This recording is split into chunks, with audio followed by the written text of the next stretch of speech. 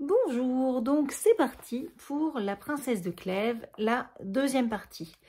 La mère de la princesse de Clèves donc, est décédée. La princesse de Clèves s'est donc un peu retirée de la cour. Elle fait son deuil. Son mari est parti un petit peu plus longtemps que prévu finalement à la cour, donc il lui explique pourquoi il est parvenu plus tôt.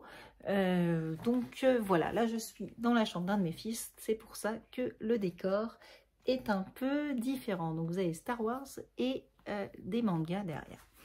Mais bon, on va se remettre dans l'ambiance, princesse de Clèves, la cour et tout ça. Donc deuxième partie. Vous savez l'amitié, donc oui c'est Monsieur de Clèves qui est en train de parler à Madame de Clèves. Vous savez l'amitié qu'il y a entre Sancerre et moi. Néanmoins il devint amoureux de Madame de Tournon. Il y a environ 2 ans, et me le cacha avec beaucoup de soin, aussi bien qu'à tout le reste du monde. J'étais bien obligée de le soupçonner. Madame de Tournon paraissait encore inconsolable de la mort de son mari, et vivait dans une retraite austère. La sœur de Sancerre était quasi la seule personne qu'elle vit. Et c'était chez elle qu'il en était devenu amoureux.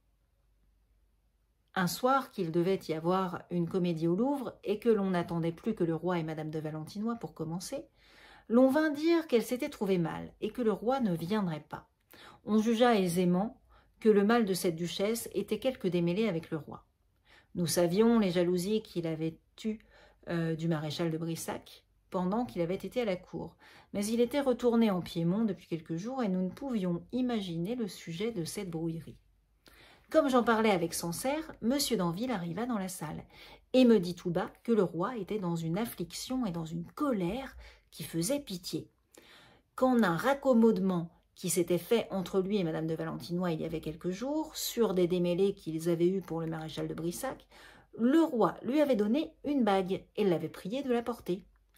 Que pendant qu'elle s'habillait pour venir à la comédie, il avait remarqué qu'elle n'avait point cette bague et lui en avait demandé la raison, qu'elle avait paru étonnée de ne la pas voir, qu'elle l'avait demandé à ses femmes, lesquelles, par malheur ou faute d'être bien instruites, avaient répondu qu'il y avait 4 ou 5 jours qu'elles ne l'avaient pas vue, comme par hasard.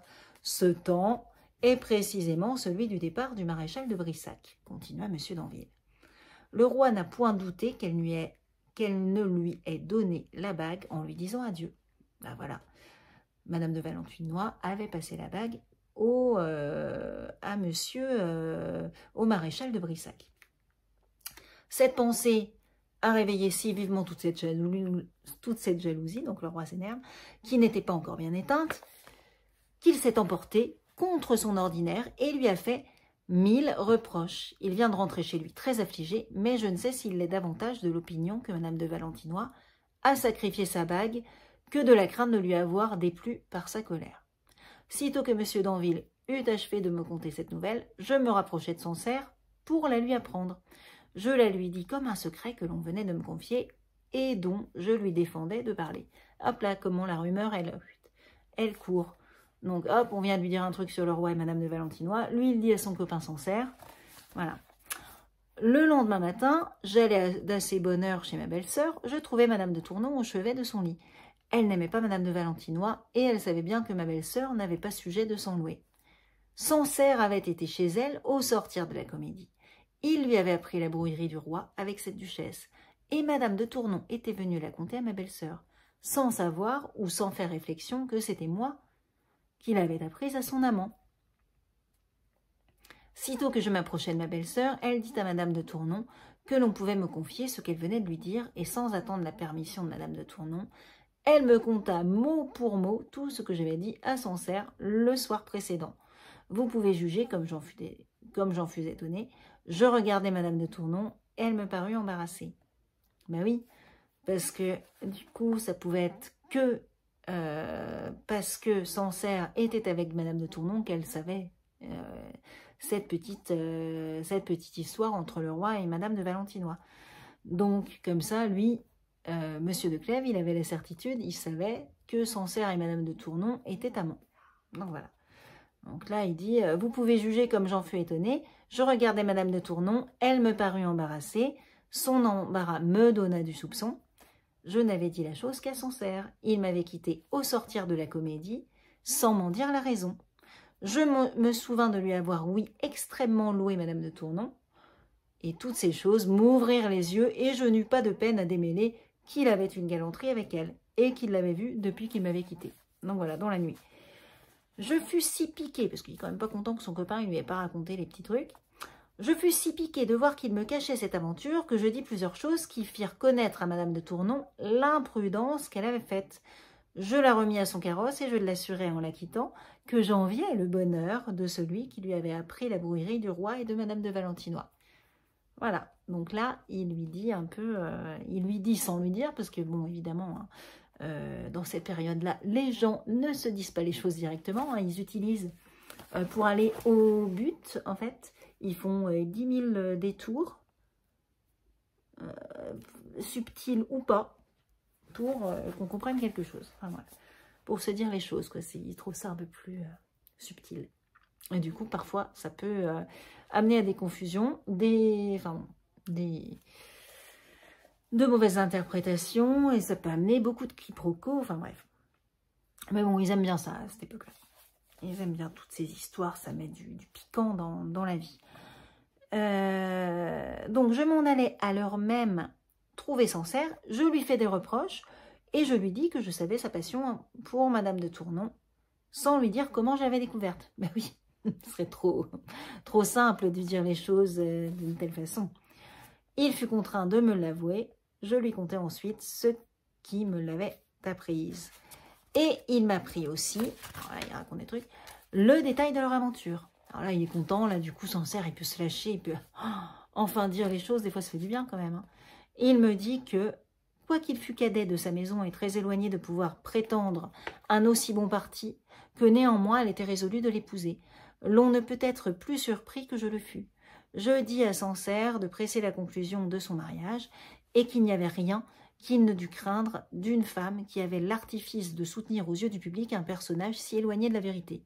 Il me répondit qu'elle avait été véritablement affligée, mais que l'inclination qu'elle avait eue pour lui avait surmonté cette affliction, et qu'elle n'avait pu laisser paraître tout d'un coup un si grand changement. Il me dit encore plusieurs autres raisons pour l'excuser, qui me firent voir à quel point il en était amoureux. Il m'assurait qu'il la ferait consentir que je susse la passion qu'il avait pour elle, puisqu'aussi bien c'était elle-même qui me l'avait apprise. Il l'obligeait en effet, quoiqu'avec beaucoup de peine, et je fus ensuite très avant dans leur confidence. Voilà. Donc là, après, il connaissait toutes les choses. Je n'ai jamais vu une femme avoir une conduite si honnête et si agréable à l'égard de son amant. Néanmoins, j'étais toujours choquée de son affectation à paraître encore affligée. Parce qu'en fait, elle joue quand même un petit double jeu, Madame de Tournon. Elle paraît vraiment émue, on a l'impression qu'elle est vraiment triste, affligée de la mort de son mari. Et en fait, elle a dit à Sancerre que, bah, en gros, il lui avait, grâce à sa rencontre, il lui a fait oublier son mari, quoi, la mort de son mari, et voilà. Donc, mais en même temps, en public, elle ne montre pas de l'affection particulière pour Sancerre. Voilà. Donc, Sancerre était si amoureux et si content de la manière dont elle en usait pour lui, qu'il n'osait quasi la presser de conclure leur mariage, de peur qu'elle ne crût qu'il le souhaitait plutôt par intérêt que par une véritable passion. Il lui en parla toutefois, et elle lui parut résolue à l'épouser. Elle commença même à quitter cette retraite où elle vivait et à se remettre dans le monde. Elle venait chez ma belle-sœur à des heures où une partie de la cour s'y trouvait. Sancerre n'y venait que rarement, mais ceux qui y étaient tous les soirs et qui l'y voyaient souvent la trouvaient très aimable. Peu de temps après qu'elle eut commencé à quitter la solitude, Sancerre crut voir quelque refroidissement dans la passion qu'elle avait pour lui. Il m'en parla plusieurs fois sans que je fisse aucun fondement sur ses plaintes. Mais à la fin, comme il me dit qu'au lieu d'achever leur mariage, elle semblait l'éloigner, je commençai à croire qu'il n'avait pas de tort d'avoir de l'inquiétude. Je lui répondis que, quand la passion de Madame de Tournon diminuerait après avoir duré 2 ans, il ne faudrait pas s'en étonner, que quand même, sans être diminuée, elle ne serait pas assez forte pour l'obliger à l'épouser, et qu'il ne devrait pas s'en plaindre, que ce mariage à l'égard du public lui ferait un extrême tort, non seulement parce qu'il n'était pas un assez bon parti pour elle, mais par le préjudice qu'il apporterait à sa réputation. qu'ainsi tout ce qu'il pouvait souhaiter était qu'elle ne le trompât point et qu'elle ne lui donnât pas de fausses espérances. Je lui dis encore que si elle n'avait pas la force de l'épouser, ou qu'elle lui avoua qu'elle en aimait quelque autre, il ne fallait point qu'il s'emportât, ni qu'il se plaignît, mais qu'il devrait conserver pour elle de l'estime et de la reconnaissance. Je vous donne, lui dis-je, le conseil que je prendrai pour moi-même, car la sincérité me touche d'une telle sorte que je crois que si ma maîtresse et même ma femme m'avouaient que quelqu'un lui plut, j'en serais affligée, sans en être aigrie. Je quitterais le personnage d'amant ou de mari pour la conseiller et pour la plaindre.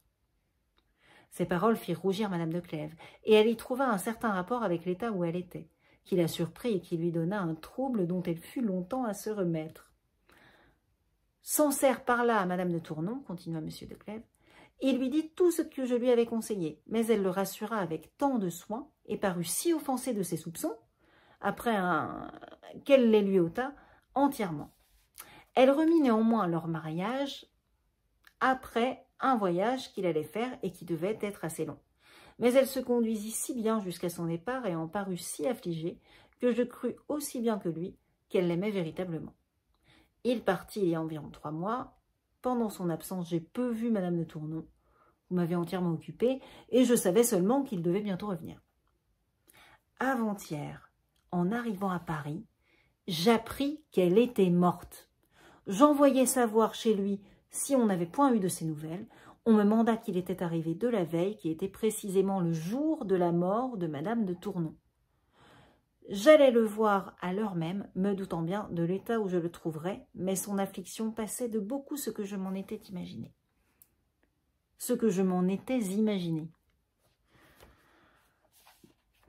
Je n'ai jamais vu une douleur si profonde et si tendre. Dès le moment qu'il me vit, il m'embrassa, fondant en larmes. « Je ne la verrai plus, me dit-il, je ne la verrai plus, elle est morte. Je n'en étais pas digne, mais je la suivrai bientôt. » Après cela, il se tut, et puis de temps en temps, en redisant toujours « Elle est morte et je ne la verrai plus », il revenait aux cris et aux larmes et demeurait comme un homme qui n'avait plus de raison. Il me dit qu'il n'avait pas reçu souvent de ses lettres pendant son absence, mais qu'il ne s'en était pas étonné parce qu'il la connaissait et qu'il savait la peine qu'elle avait à hasarder de ses lettres. Il ne doutait point qu'il ne l'eût épousée à son retour. Il la regardait comme la plus aimable et la plus fidèle personne qui eût jamais été. Il s'en croyait tendrement aimé. Il la perdait dans le moment qu'il pensait s'attacher à elle pour jamais. Toutes ces pensées le plongeaient dans une affliction violente, dont il était entièrement accablé, et j'avoue que je ne pouvais m'empêcher d'en être touché. Je fus néanmoins contraint de le quitter pour aller chez le roi.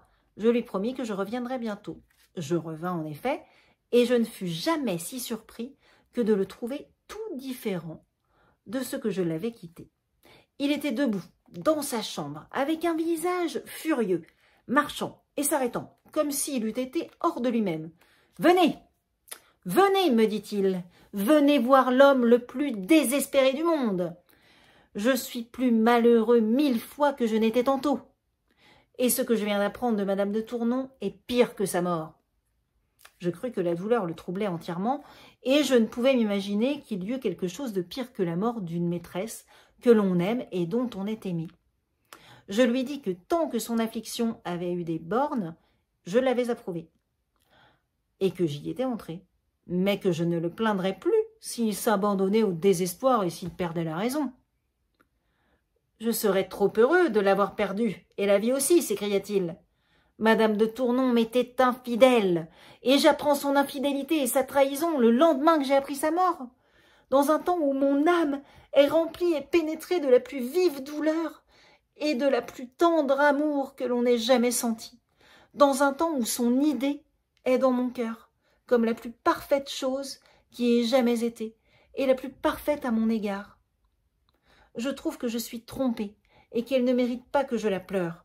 Cependant, j'ai la même affection de sa mort que si elle m'était fidèle, et je sens son infidélité comme si elle n'était point morte. Si j'avais appris son changement avant sa mort, la jalousie, la colère, la rage m'auraient rempli, et m'auraient endurci en quelque sorte contre la douleur de sa perte. Mais je suis dans un état où je ne puis ni m'en consoler, ni la haïr. Vous pouvez juger si je fus surpris de ce que me disait Sancerre. Je lui demandai comment il avait su ce qu'il venait de me dire, et il me conta qu'un moment après que j'étais sortie de sa chambre, Estouteville, qui est son ami intime, mais qui ne savait pourtant rien de son amour avec Madame de Tournon, l'était venu voir, que d'abord qu'il avait été assis, il avait commencé à pleurer, et qu'il lui avait dit qu'il lui demandait pardon de lui avoir caché ce qu'il lui allait apprendre, qu'il le priait d'avoir pitié de lui, et qu'il venait lui ouvrir son cœur, et qu'il voyait l'homme du monde le plus affligé de la mort de Madame de Tournon. Ce nom, me dit Sancerre, m'a tellement surpris que, quoique mon premier mouvement ait été de lui dire que j'en étais plus affligée que lui, je n'ai pas eu néanmoins la force de parler. Il a continué, et m'a dit qu'il était amoureux d'elle depuis 6 mois, qu'il avait toujours voulu me le dire, mais qu'elle le lui avait défendu expressément, et avec tant d'autorité qu'il n'avait osé lui désobéir, qu'il lui avait plu quasi dans le même temps qu'il l'avait aimé, qu'ils avaient caché leur passion à tout le monde, qu'il n'avait jamais été chez elle publiquement, qu'il avait eu le plaisir de la consoler de la mort de son mari, et qu'enfin il allait l'épouser dans le temps qu'elle était morte, mais que ce mariage, qui était en effet de passion, aurait paru en un effet de devoir et d'obéissance, qu'elle avait gagné son père pour se faire commander de l'épouser, afin qu'il n'y eût pas un trop grand changement dans sa conduite, qui avait été si éloignée de se remarier. Tant qu'Estouteville m'a parlé, me dit Sancerre, j'ai ajouté foi à ses paroles, parce que j'ai trouvé de la vraisemblance, et que le temps où il m'a dit qu'il avait commencé à aimer Madame de Tournon est précisément celui où elle m'a paru changer. Mais un moment après, je l'ai cru un menteur, ou du moins un visionnaire. Visionnaire, c'est fou. J'ai été prêt à le lui dire. J'ai passé ensuite à vouloir m'éclaircir. Je l'ai questionné, je lui ai fait paraître des doutes. Enfin, j'ai tant fait pour m'assurer de mon malheur qu'il m'a demandé si je connaissais l'écriture de Madame de Tournon. Il a mis sur mon lit 4 de ses lettres et son portrait. Mon frère est entré dans ce moment. Estouteville avait le visage si plein de larmes qu'il a été contraint de sortir pour ne pas se laisser voir. Et il m'a dit qu'il reviendrait ce soir requérir ce qu'il me laissait. Et moi, je chassais mon frère, sous le prétexte de me trouver mal, par l'impatience de voir ces lettres que l'on m'avait laissées, espérant y trouver quelque chose qui ne me persuaderait pas tout ce qu'Estouteville venait de me dire. Mais hélas, que n'y ai-je point trouvé? Quelle tendresse, quel serment, quelles assurances de l'épouser, quelles lettres! Jamais elle ne m'en a écrit de semblable. Ainsi, ajouta-t-il, j'éprouve à la fois de la douleur de la mort et celle de l'infidélité. Ce sont 2 mots que l'on a souvent comparés, mais qui n'ont jamais été sentis en même temps par la même personne. J'avoue, à ma honte, que je sens encore plus sa perte que son changement. Je ne puis la trouver assez coupable pour consentir à sa mort, et si elle vivait, j'aurais le plaisir de lui faire des reproches et de me venger d'elle en lui faisant connaître son injustice. Mais je ne la verrai plus, reprenait-il, je ne la verrai plus. Ce mal est le plus grand de tous les maux. Je souhaiterais le lui rendre la vie aux dépens de la mienne. Quel souhait! Si elle revenait, elle vivrait pour Estouteville. Que j'étais heureux hier, s'écriait-il. Que j'étais heureux! J'étais l'homme du monde le plus affligé, mais mon affliction était raisonnable, et je trouvais quelque douceur à penser que je ne devrais jamais me consoler. Aujourd'hui, tous mes sentiments sont injustes. Je paye à une passion feinte qu'elle a eu pour moi le même tribut de douleur que je croyais devoir à une passion véritable. Je ne puis ni haïr, ni aimer sa mémoire. Je ne puis me consoler, ni m'affliger. Du moins, me dit-il en se retournant tout d'un coup vers moi, « Faites, je vous en conjure, que je ne vois jamais d'Estouteville. Son nom seul me fait horreur. Je sais bien que je n'ai nul sujet de m'en plaindre. C'est ma faute de lui avoir caché que j'aimais Madame de Tournon. S'il l'eût su, il ne s'y serait peut-être pas attaché. Elle ne m'aurait pas été infidèle. Il est venu me chercher pour me confier sa douleur. Il me fait pitié. Et c'est avec raison, s'écriait-il. Il aimait Madame de Tournon, il en était aimé, et il ne la verra jamais. Je sens bien néanmoins que je ne saurais m'empêcher de le haïr. Et encore une fois, je vous conjure de faire en sorte que je ne le vois point. » Sancerre se remit ensuite à pleurer, à regretter Madame de Tournon, à lui parler et à lui dire les choses du monde les plus tendres. et il repassa ensuite à la haine, aux plaintes, aux reproches et aux imprécations contre elle. Comme je le vis dans un état si violent, je connus bien qu'il me fallait quelques secours pour m'aider à calmer son esprit. J'envoyai quérir son frère, que je venais de quitter chez le roi. J'allais lui parler dans l'antichambre avant qu'il entrât, et je lui contai l'état où était Sancerre. Nous donnâmes des ordres pour empêcher qu'il ne vît Estouteville, et nous employâmes une partie de la nuit attachés de le rendre capable de raison. Ce matin, je l'ai encore trouvé plus affligé. Son frère est demeuré auprès de lui, et je suis revenue auprès de vous. L'on ne peut être plus surprise que je le suis, dit alors madame de Clèves. Et je croyais madame de Tournon incapable d'amour et de tromperie.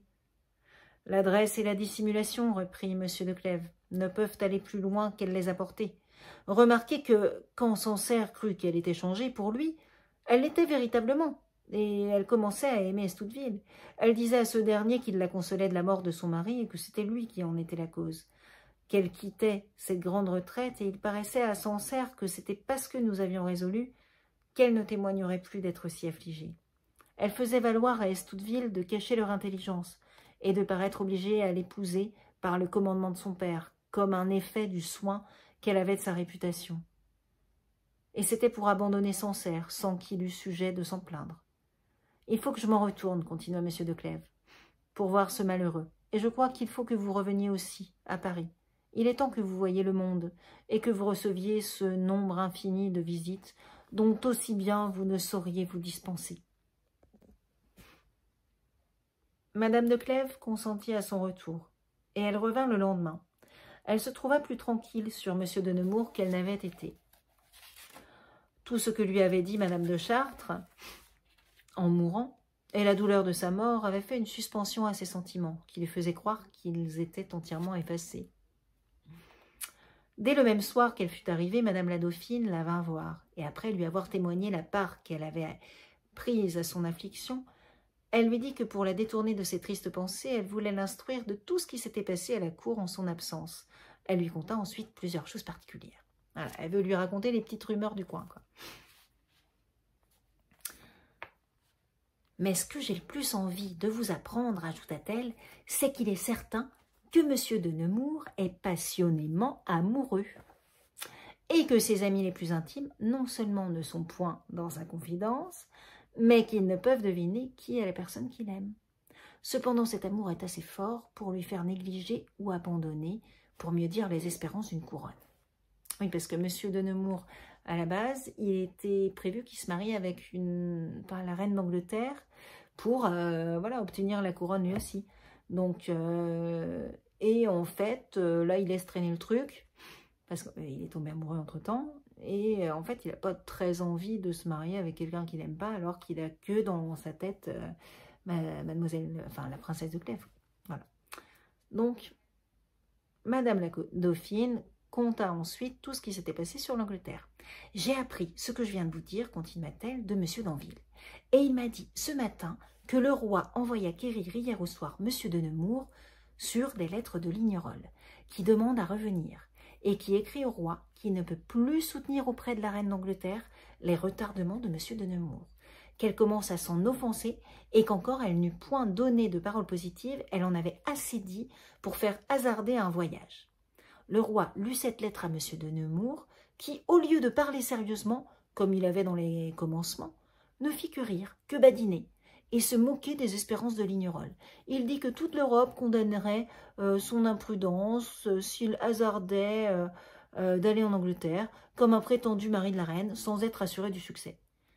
Il me semble aussi, ajouta-t-il, que je prendrais mal mon temps de faire ce voyage présentement, que le roi d'Espagne fait de si grandes instances pour épouser cette reine. Ce ne serait peut-être pas un rival bien redoutable, parce que le roi d'Espagne est beaucoup plus vieux et sans doute pas très beau, alors que lui, voilà. Donc du coup il sait quand même comment il est, donc ce ne serait peut-être pas un rival bien redoutable, genre il est quand même un peu fier, dans une galanterie, donc dans une histoire de cœur, mais je pense que dans un mariage, votre majesté ne me conseillerait pas de lui disputer quelque chose. Mais vu qu'il a quand même plus de pouvoir, le roi d'Espagne, enfin il a une couronne et tout, donc il a plus de galons, il a plus de pouvoir. Donc, de Nemours dit, ouais, mais est-ce que ça vaut le coup de se battre contre lui? pas forcément, quoi. Mais je vous le conseillerais en cette occasion, reprit le roi. Mais vous n'aurez rien à lui disputer. Il n'y avait pas de combat, quoi, il lui dit. Je sais qu'il a d'autres pensées. Et quand il n'en aurait pas, la reine Marie s'est trop mal trouvée du joug de l'Espagne pour croire que sa sœur le veuille reprendre, et qu'elle se laisse éblouir à l'éclat de tant de couronnes jointes ensemble. Si elle ne s'en laisse pas éblouir, répartit M. de Nemours, il y a apparence qu'elle voudra se rendre heureuse par l'amour. Elle a aimé le milord Courtenay il y a déjà quelques années. Et il était aussi aimé de la reine Marie, qu'il l'aurait épousé du consentement de toute l'Angleterre, sans qu'elle connût que la jeunesse de la beauté de sa sœur Élisabeth le touchait davantage que l'espérance de régner. Votre Majesté sait que les violentes jalousies qu'elle en eut la portèrent à les mettre l'un et l'autre en prison, à exiler ensuite le milord Courtenay et la déterminèrent enfin à épouser le roi d'Espagne. Je crois qu'Élisabeth, qui est présentement sur le trône, rappellera bientôt ce milord, et qu'elle choisira un homme qu'elle a aimé, qui est fort aimable, qui a tant souffert pour elle, plutôt qu'un autre qu'elle n'a jamais vu. « Je serais bien de votre avis, répartit le roi, si Courtenay vivait encore, mais j'ai su depuis quelques jours qu'il est mort à Padoue, où il était relégué. Je vois bien, ajouta-t-il en quittant M. de Nemours, qu'il faudrait faire votre mariage comme on ferait celui de M. le Dauphin, et envoyer épouser la reine d'Angleterre par des ambassadeurs. M. d'Anville et M. le vidame, qui étaient chez le roi avec M. de Nemours, sont persuadés que c'est cette même passion dont il est occupé qui le détourne d'un si grand dessein. Le vidame, qui le voit de plus près que personne, a dit à Madame de Martigues que ce prince est tellement changé qu'il ne le reconnaît plus. Et ce qui l'étonne davantage, c'est qu'il ne lui voit aucun commerce ni aucune heure particulière où il se dérobe, en sorte qu'il croit qu'il n'a point d'intelligence avec la personne qu'il aime. Et c'est ce qui fait méconnaître M. de Nemours de lui voir aimer une femme qui ne répond point à son amour. » Ben c'est ça, en gros, le vidame, il dit bah oui, je ne vois même pas s'éclipser pour aller voir une femme, etc. Donc ils se disent qu'en fait, la femme que M. de Nemours il aime, en fait, il ne se passe rien du tout, quoi. C'est platonique. Mais M. de Nemours ne confirme rien, il ne dit rien. Quel poison pour Madame de Clèves que le discours de Madame la Dauphine. Le moyen de ne pas se reconnaître pour cette personne dont on ne savait point le nom et le moyen de n'être pas pénétré de reconnaissance et de tendresse en apprenant par une voix qui ne lui pouvait être suspecte que ce prince qui touchait déjà son cœur cachait sa passion à tout le monde et négligeait pour l'amour d'elle les espérances d'une couronne, aussi ne peut-on représenter ce qu'elle sentit et le trouble qui s'éleva dans son âme. Si Madame la Dauphine le regardait avec attention, elle eût aisément remarqué que les choses qu'elle venait de dire ne lui étaient pas indifférentes. Mais comme elle n'avait aucun soupçon de la vérité, elle continua de parler sans y faire de réflexion. Monsieur d'Anville, ajouta-t-elle, qui, comme je vous viens de dire, m'a appris tout ce détail, m'en croit mieux instruite que lui. Et il a une si grande opinion de mes charmes qu'il est persuadé que je suis la seule personne qui puisse faire de si grands changements en monsieur de Nemours. Je serais aisément de l'avis de monsieur... Ah mince. Ces dernières paroles de Madame la Dauphine donnèrent une autre sorte de trouble à Madame de Clèves que celui qu'elle avait eu quelques moments auparavant.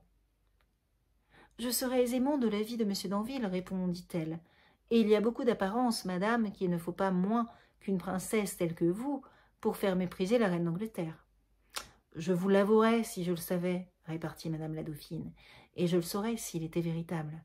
Ces sortes de passions n'échappent point à la vue de celles qui les causent. Elles s'en aperçoivent les premières. M. de Nemours ne m'a jamais témoigné que de légères complaisances. Mais il y a néanmoins une si grande différence de la manière dont il a vécu avec moi à celle dont il vit présentement, que je puis vous répondre que je ne suis pas la cause de l'indifférence qu'il a pour la couronne d'Angleterre. » En gros, ce qu'elle dit, c'est que M. d'Anville y croit que c'est elle, Madame la Dauphine, la cause de l'égarement de M. Nemours, enfin de son... Oui, c'est ça, de son égarement.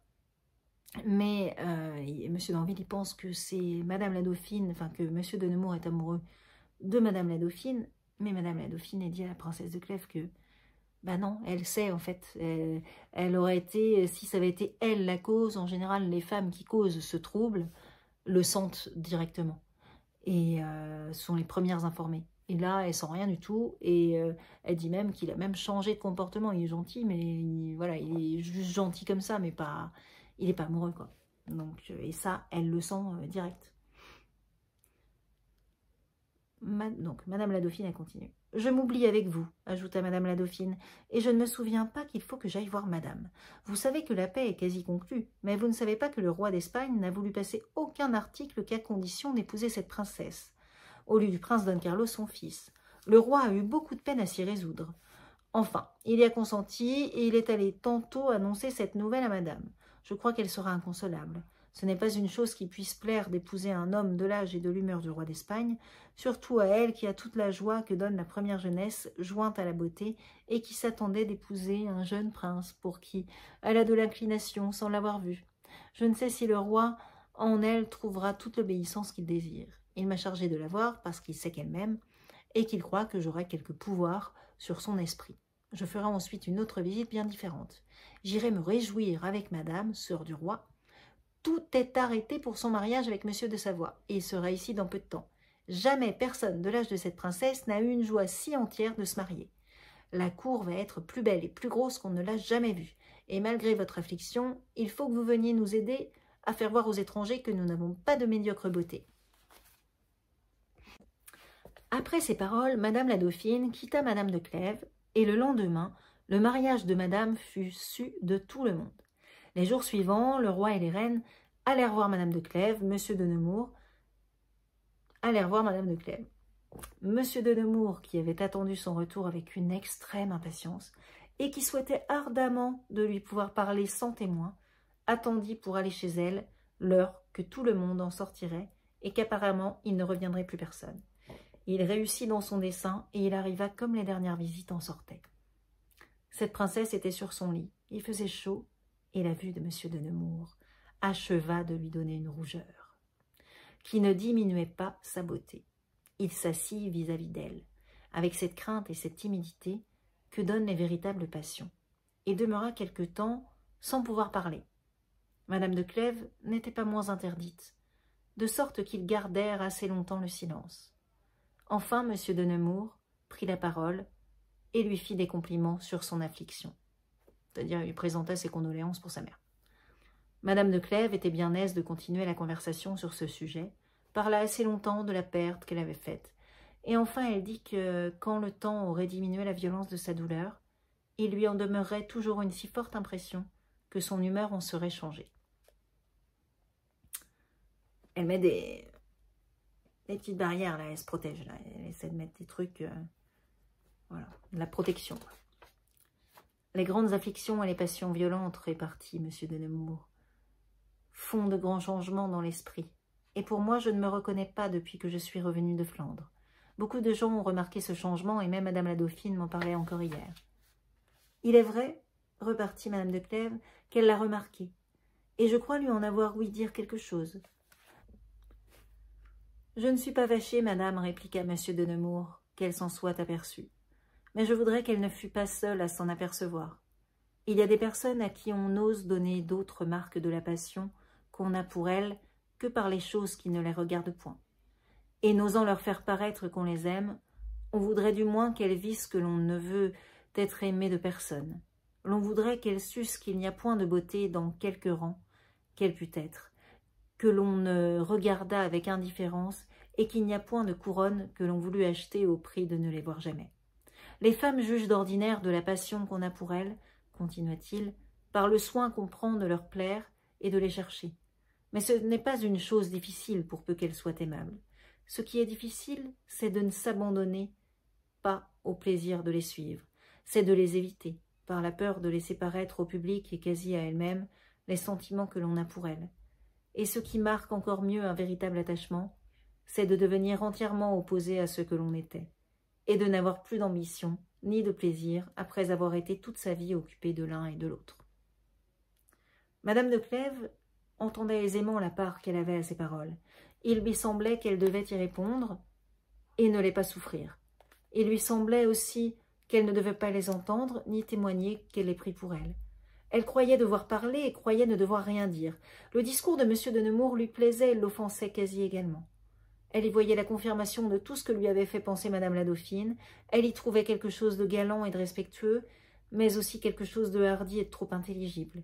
L'inclination qu'elle avait pour ce prince lui donnait un trouble dont elle n'était pas maîtresse. Les paroles les plus obscures d'un homme qui plaît donnent plus d'agitation que les déclarations ouvertes d'un homme qui ne plaît pas. Elle demeurait donc sans répondre, et M. de Nemours se fut aperçu de son silence, dont il n'aurait peut-être pas tiré de mauvais présages, si l'arrivée de M. de Clèves n'eût fini la conversation et sa visite. Ce prince venait conter à sa femme des nouvelles de Sancerre, mais elle n'avait pas une grande curiosité pour la suite de cette aventure. Elle était si préoccupée de ce qui venait de se passer qu'à peine pouvait-elle cacher la distraction de son esprit. Quand elle fut en liberté de rêver, elle connut bien qu'elle s'était trompée lorsqu'elle avait cru n'avoir que de l'indifférence pour M. de Nemours. Ce qu'il lui avait dit avait fait toute l'impression qu'il pouvait souhaiter, et l'avait entièrement persuadé de sa passion. Les actions de ce prince s'accordaient trop bien avec ses paroles pour laisser quelque doute à cette princesse. Elle ne se flatta plus de l'espérance de ne le pas aimer. Elle songea seulement à ne lui en donner jamais aucune marque. C'était une entreprise difficile, dont elle connaissait déjà les peines. Elle savait que le seul moyen d'y réussir était d'éviter la présence de ce prince. Et comme son deuil lui donnait lieu d'être plus retirée que de coutume, elle se servit de ce prétexte pour n'aller plus dans les lieux où il la pouvait voir. Elle était dans une tristesse profonde. La mort de sa mère en paraissait la cause, et l'on n'en cherchait point d'autre. M. de Nemours était désespéré de ne la voir presque plus, et sachant qu'il ne la trouverait dans aucune assemblée et dans aucun des divertissements où était toute la cour, il ne pouvait se résoudre d'y paraître. Il feignit une passion grande pour la chasse, et il en faisait des parties les mêmes jours qu'il y avait des assemblées chez les reines. Une légère maladie lui servit longtemps de prétexte pour demeurer chez lui, et pour éviter d'aller dans tous les lieux où il savait bien que madame de Clèves ne serait pas. M. de Clèves fut malade, à peu près dans les mêmes temps. Madame de Clèves ne sortit point de sa chambre pendant son mal, mais quand il se porta mieux, qu'il vit du monde, et entre autres M. de Nemours, qui, sur le prétexte d'être encore faible, y passait la plus grande partie du jour, elle trouva qu'elle n'y pouvait plus demeurer. Elle n'eut pas néanmoins la force d'en sortir la première fois qu'il y vint. Il y avait trop longtemps qu'elle ne l'avait vu, pour se résoudre à ne le voir pas. Ce prince trouva le moyen de lui faire entendre par des discours qui ne semblaient que généraux, mais qu'elle entendait néanmoins parce qu'ils avaient du rapport à ce qu'il lui avait dit chez elle, qu'il allait à la chasse pour rêver et qu'il n'allait point aux assemblées parce qu'elle n'y était pas. Elle exécuta enfin la résolution qu'elle avait prise de sortir de chez son mari lorsqu'il y serait. Ce fut toutefois en se faisant une extrême violence. Ce prince vit bien qu'elle le fuyait et en fut sensiblement touché. M. de Clèves ne prit pas garde d'abord à la conduite de sa femme. Mais enfin il s'aperçut qu'elle ne voulait pas être dans sa chambre lorsqu'il y avait du monde. Il lui en parla, et elle lui répondit qu'elle ne croyait pas que la bienséance voulût qu'elle fût tous les soirs avec ceux qu'il y avait de plus jeunes à la cour, qu'elle le suppliait de trouver bon qu'elle fît une vie plus retirée qu'elle n'avait d'accoutumée, que la vertu et la présence de sa mère autorisaient beaucoup de choses qu'une femme de son âge ne pouvait soutenir. M. de Clèves, qui avait naturellement beaucoup de douceur et de complaisance pour sa femme, n'en eut pas en cette occasion, et il lui dit qu'il ne voulait absolument pas qu'elle changeât de conduite. Elle fut prête de lui dire que le bruit était dans le monde que M. de Nemours était amoureux d'elle, mais elle n'eut pas la force de le nommer. Elle sentit aussi de la honte de se vouloir servir d'une fausse raison et de déguiser la vérité à un homme qui avait si bonne opinion d'elle. Quelques jours après, le roi était chez la reine. À l'heure du cercle, l'on parla des horoscopes et des prédictions. Les opinions étaient partagées sur la croyance que l'on y pouvait donner. La reine y ajoutait beaucoup de foi. Elle soutint qu'après tant de choses qui avaient été prédites et que l'on avait vu arriver, on ne pouvait douter qu'il n'y eût quelque certitude dans cette science. D'autres soutenaient que, parmi ce nombre infini de prédictions, le peu qui se trouvait véritable faisait bien voir que ce n'était qu'un effet du hasard. « J'ai eu autrefois beaucoup de curiosité pour l'avenir, dit le roi, mais on m'a dit tant de choses fausses et si peu vraisemblables que je suis demeuré convaincu que l'on ne peut rien savoir de véritable. Il y a quelques années qu'il vint ici un homme d'une grande réputation dans l'astrologie. Tout le monde l'alla voir. J'y allais comme les autres, mais sans lui dire qui j'étais. Et je menais messieurs de Guise et d'Escars. Je les fis passer les premiers. L'astrologue, néanmoins, s'adressa d'abord à moi. comme s'il m'eût jugé le maître des autres. Peut-être qu'il me connaissait. Cependant, il me dit une chose qui ne me convenait pas, s'il m'eût connu. Il me prédit que je serais tué en duel. Et il dit ensuite à M. de Guise qu'il serait tué par derrière et à d'Escars, qu'il aurait la tête cassée d'un coup de pied de cheval. M. de Guise s'offensa quasi de cette prédiction, comme si on l'eût accusé de devoir fuir. D'Escars ne fut guère satisfait de trouver qu'il devait finir par un accident si malheureux. Enfin, nous sortîmes tous très malcontents de l'astrologue. Je ne sais ce qui arriva à M. de Guise et à d'Escars, mais il n'y a guère d'apparence que je sois tué en duel. Nous venons de faire la paix, le roi d'Espagne et moi, et quand nous ne l'aurions pas faite, je doute que nous nous battions et que je le fisse appeler comme le roi mon père fit appeler Charles Quint. Après le malheur que le roi contint, qu'on lui avait prédit, ceux qui avaient soutenu l'astrologie en abandonnèrent le parti et tombèrent d'accord qu'il n'y fallait donner aucune importance.